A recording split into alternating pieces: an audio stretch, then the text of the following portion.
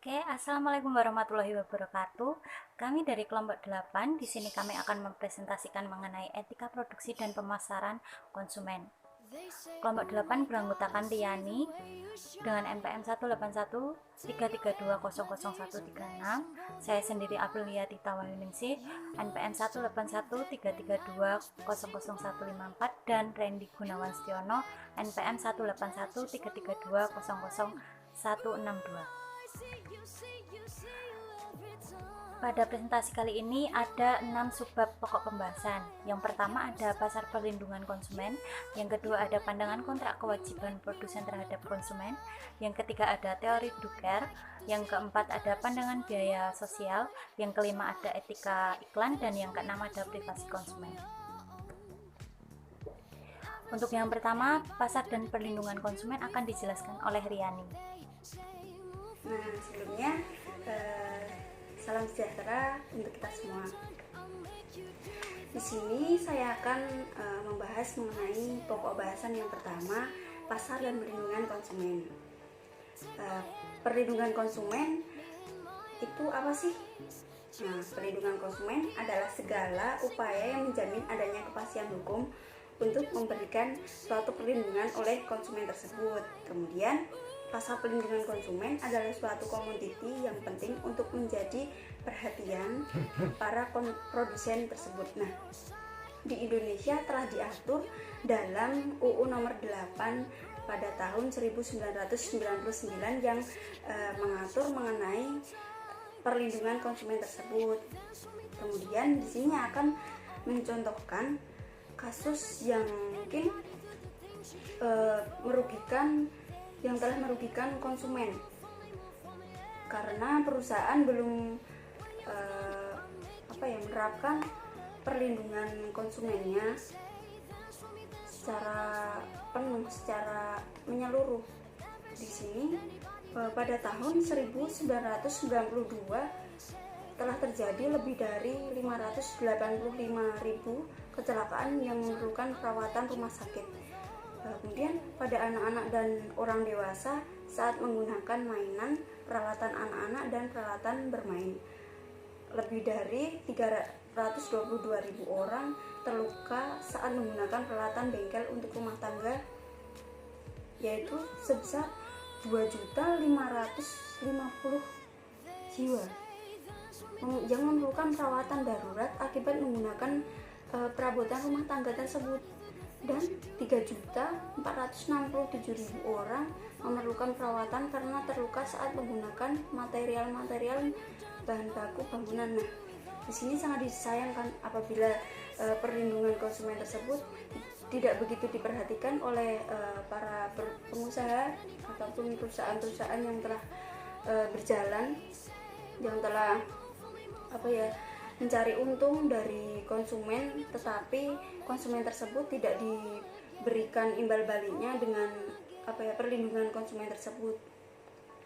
Kemudian yaitu penyebab tidak rasional dalam menentukan pilihan. Nah, apa sih?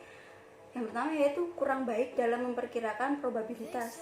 Yang selanjutnya, pilihan didasarkan pada biaya atau keuntungan masa mendatang. Pasar tidak mampu menunjukkan karakteristik dasar dari pasar kompetitif. Kemudian, mengapa hasil penilaian konsumen menjadi kacau? Nah, di sini hal yang harus diperhatikan oleh perusahaan yaitu yang pertama, mengabaikan probabilitas sebelumnya, dan yang kedua, menekankan pada penyebab. Nah, perusahaan harusnya menekankan bagaimana misalkan menjual suatu produk. Nah, perusahaan itu memberikan mungkin dibungkusnya itu kayak step-step menggunakannya supaya tidak terjadi kecelakaan ataupun itu harus disertakan dalam label produknya tersebut. Kemudian mengenai generalisasi berdasarkan jumlah sampel kecil. Dan yang terakhir yaitu pada hukum rata-rata yang selalu diperbarui. Itu harus diperhatikan oleh produsen agar penilaian konsumen tidak menjadi kacau.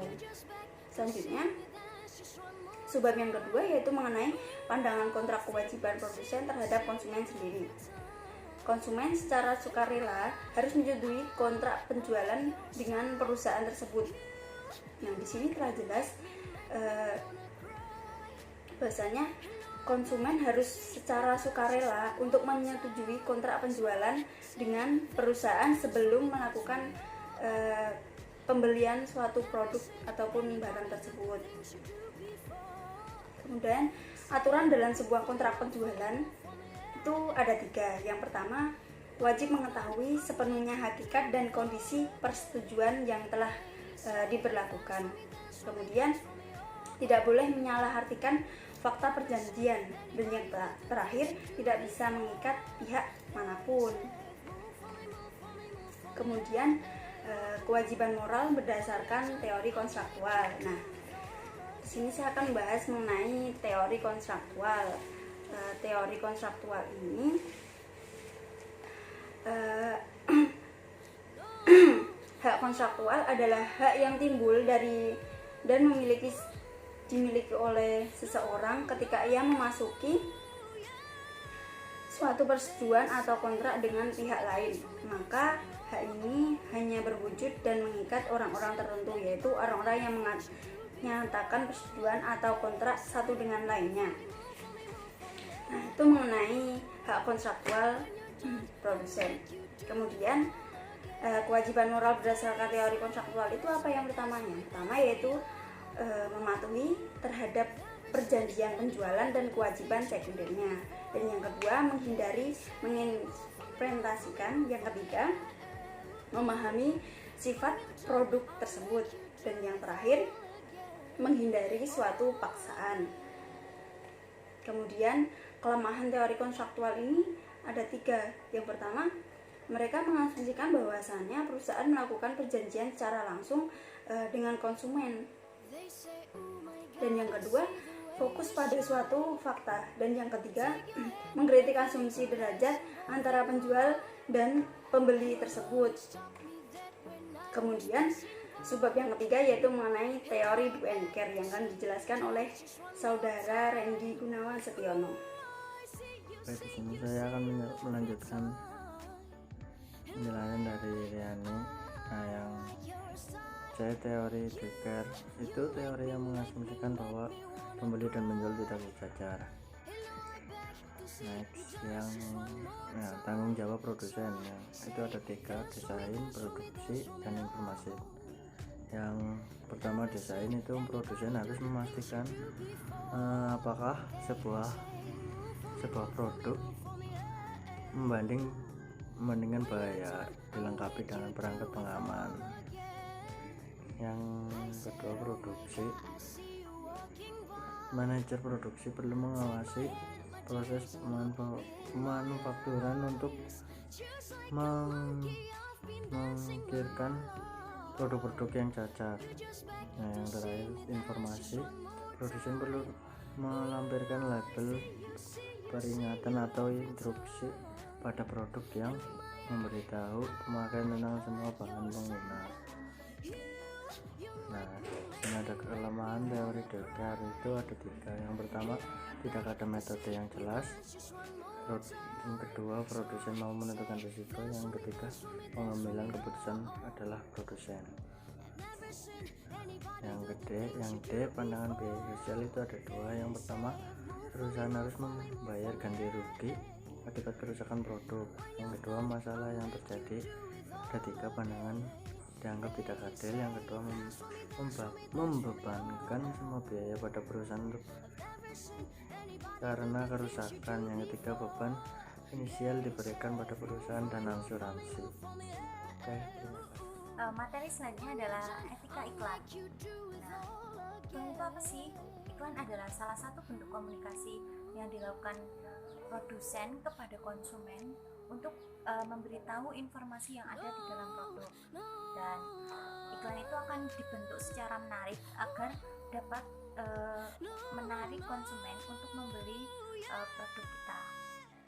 Lalu iklan itu dapat dikatakan berhasil itu yang bagaimana, iklan yang bagaimana. Nah, iklan yang dapat dikatakan berhasil itu ketika iklan dapat menciptakan keinginan konsumen untuk membeli produk. Yang kedua adalah menciptakan keyakinan pada diri konsumen bahwa produk kita itu produk yang baik dan produk yang berguna untuk digunakan oleh konsumen. Selanjutnya ada aspek-aspek etis dalam iklan.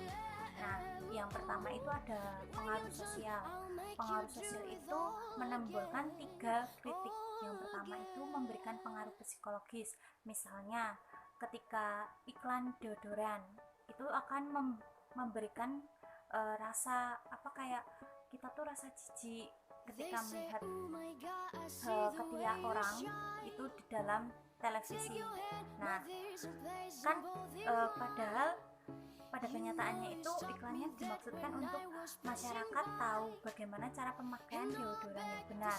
Jadi diadakan adegan mengangkat ketiak untuk menjelaskan pemakaiannya itu. Tetapi ada masyarakat yang menganggap bahwa adegan tersebut adalah adegan adegan vulgar. Lalu ada yang menyebut iklan itu pemborosan.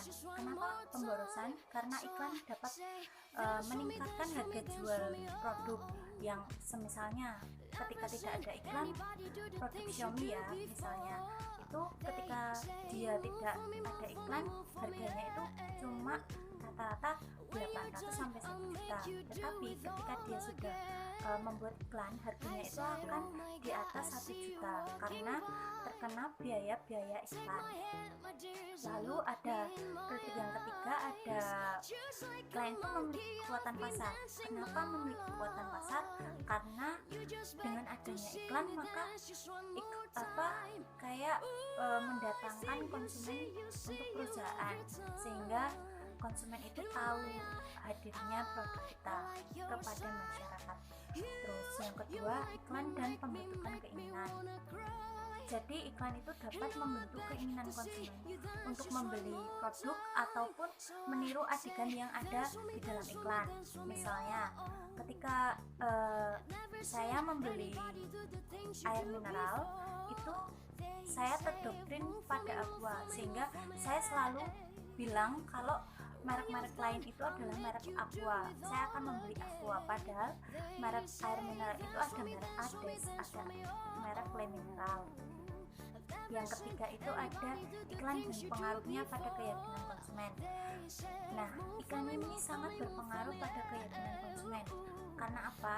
Karena jika isi iklan itu rekayasa, kalimatnya itu rekayasa dan tidak sesuai realita, maka konsumen akan merasa dibohongi oleh iklan-iklan yang tayang di media. Lalu ada privasi konsumen. Privasi konsumen ini sangat hak memperoleh privasi itu adalah bersifat mutlak dan tidak dapat dipengaruhi oleh siapapun. Hak privasi ini bertujuan untuk menghindari ajakan-ajakan negatif orang lain dan ajakan yang merugikan kita. Terus yang kedua itu melindungi hubungan sosial seperti teman dan klien. Untuk yang ketiga itu hak privasi dapat melindungi orang yang kita cintai agar keyakinannya itu tidak terguncang, biar ketika kita ada privasi yang seharusnya tidak ditayangkan pada publik, maka itu tidak boleh dipublikasikan seperti itu. Lalu bagaimana sih menyeimbangkan bisnis dengan hak privasi? Nah, cara menyeimbangkan bisnis dengan hak privasi itu ada 6. Yang pertama ada relevansi. Relevansi itu seperti menunjukkan fakta sesungguhnya, fakta yang ada di dalam produk agar konsumen tidak merasa terbohongi. Yang kedua pemberitahuan. Kita itu memberitahukan tujuan iklan kita itu apa, sehingga kita harus memberikan informasi kepada konsumen. Yang ketiga itu persetujuan. Jadi ketika kita memberikan data ataupun informasi itu harus terdapat persetujuan antara kedua belah pihak, antara media maupun antara pemberi informasi. Terus yang keempat itu ketepatan, yaitu ketepatan dalam menyampaikan informasi. Apa sih kayak temanya itu apa, terus tujuannya itu apa, itu harus tujuan dari informasi itu harus jelas. Dan yang terakhir ada keamanan. Jadi media atau penyedia informasi itu harus secara sukarela untuk kayak melindungi keamanan data dan informasi yang telah diberikan oleh narasumber. Sekian presentasi dari kami, banyak kurangnya mohon maaf. Wassalamualaikum warahmatullahi wabarakatuh. Take your hand, my there's a place in both in mine.